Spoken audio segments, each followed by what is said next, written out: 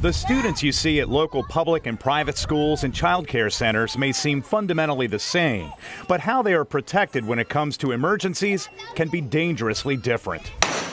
Which was a matter of major concern in the Central Florida area. Local Senator David Simmons aims to change that. When you've got an emergency situation, it's critically important. Action by lawmakers here at the Capitol began after a WESH 2 investigative report last year that followed the murder of a police officer and a manhunt.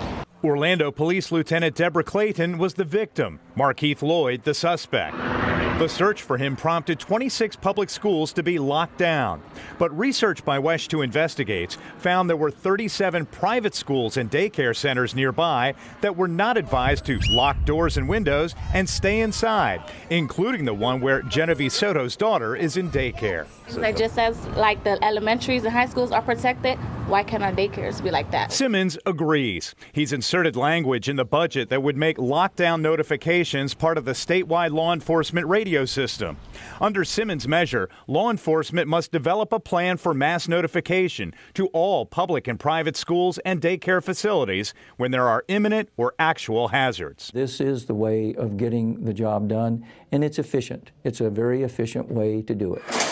For lockdown drills, we put the children in a safe place away from windows inside their classroom. An Orlando KinderCare director showed us how they practice for lockdowns.